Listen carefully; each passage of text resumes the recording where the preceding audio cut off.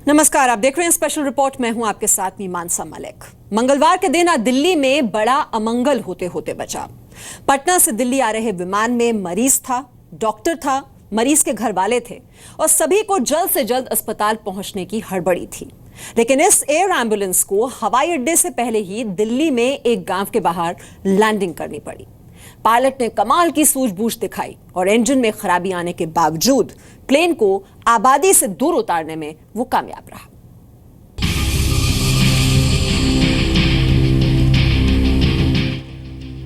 तस्वीरें अपने आप में काफी हैं। आसमान में उड़ने वाला जहाज यहाँ खेत में क्या कर रहा है? दिल्ली में एक जहाज की लैंडिंग को हम एयर एम्बुलेंस की क्रैश लैंडिंग क्यों कह रहे हैं? आप तक सारी जानकारी पहुंचाने के लिए जी न्यूज के 3 संवाददाता पवन नारा, अनुराग ढांडा और प्रमोद शर्मा मौके पर पहुंचे। दिल्ली के नजफगढ़ के पास कैर गांव में आज एक विमान हादसा हुआ। हमारे बाईं ओर ये विमान है एल्केमिस्ट फार्मा का, जिसकी कैर गांव में क्रैश लैंडिंग हुई है। इस विमान को एयर एम्बुलेंस के तौर पर इस्तेमाल किया जा रहा था। पटना से एक मरीज को लेकर ये लोग दिल्ली आ रहे थे। एल्केमिस्ट फार्मा के इस प्लेन में 7 लोग सवार थे। मेदांता मेडी सिटी में इन्हें एडमिट कराया जाना था। डॉक्टर रुपेश की नेतृत्व में ये टीम आ रही थी। वीरेंद्र राय पेशेंट थे, जबकि पायलट अमित और को पायलट रोहित थे।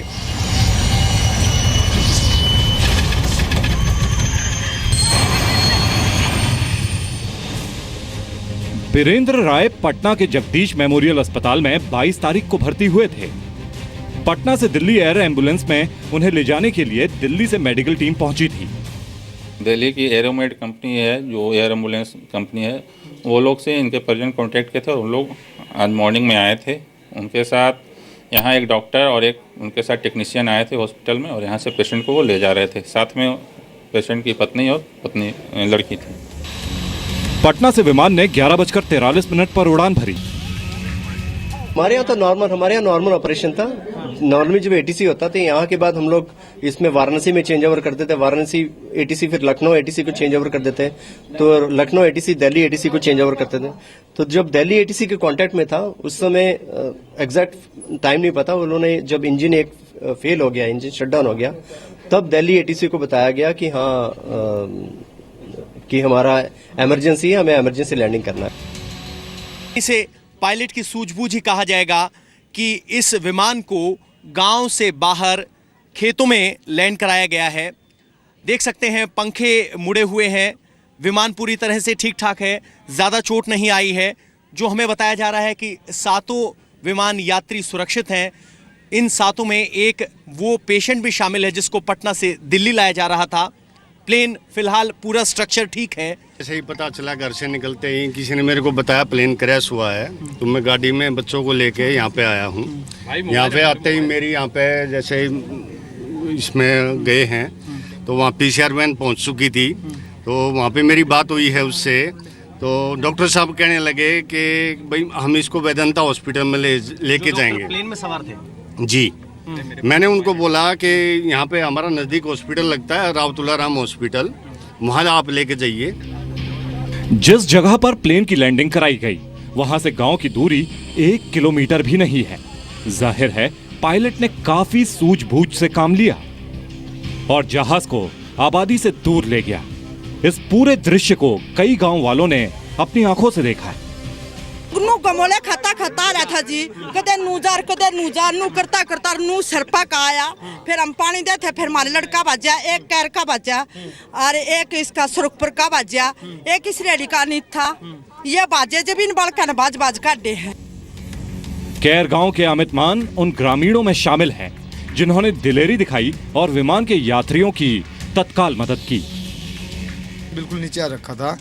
यहाँ से प्लेन बहुत नीचे आके मतलब यूटर्न ले जाते हैं। मैं सोचा यूटर्न के लिए है। मैंने देखा कि हमारे खेत में बहुत बड़ा पेड़ है नीम का और शीशम का, उससे टकरा के आया। मैं नहर पे खड़ा होके देखा तो यहाँ पे सड़क पे टकराया था। पहले टकराया तो मैं अपनी बाइक लेके पीछे यहाँ आया। हम 2 बंदे थे, मैं और नरेंद्र। हमने आगे देखा तो यहाँ पे 7 बंदे थे जो हमने उसको प्लेन से निकाला।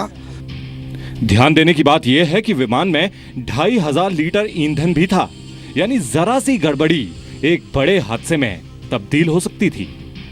बताया जा रहा है कि पटना से दिल्ली आनी थी ये फ्लाइट और 2:47 पे पुलिस को इसकी कॉल मिलती है। यहाँ पर भारी मात्रा में पुलिस बल पहुँचता है, फायर ब्रिगेड की गाड़ी पहुँचती है और पूरे इलाके को कॉर्डन ऑफ करा दिया जाता है। आसपास के गांव वाले लोग आ जाते हैं। इस वक्त भी प्लेन से दूर रखा गया है क्योंकि बताया जा रहा है 2500 लीटर तेल इसके अंदर है और आग कभी भी लग सकती है, जिसकी वजह से पूरे इलाके को कॉर्डन ऑफ कर दिया गया है। लेकिन राहत की बात ये रही कि किसी के भी हताहत होने की कोई खबर इस क्रैश लैंडिंग में नहीं आई। फिलहाल डीजीसीए ने इस मामले की जांच शुरू कर दी है। डीजीसीए की टीम आ गई है, एक्सीडेंट इन्वेस्टिगेशन टीम है उनकी, वो आ गई है। उनको हैंडओवर कर दिए गए हैं, वो बात करेंगे उसमें क्योंकि वो टेक्निकल एजेंसी है। ज़्यादा जो जैसा वो बताएंगे उस हिसाब से आगे बढ़। सबसे अच्छी बात यह है कि इस हादसे के बाद मरीज का इलाज शुरू हो चुका है और प्लेन की लैंडिंग में किसी को गंभीर चोट नहीं आई है। पटना से आनंद अमृतराज के साथ अनुराग ढांडा, प्रमोद शर्मा और पवन नारा, जी मीडिया, दिल्ली।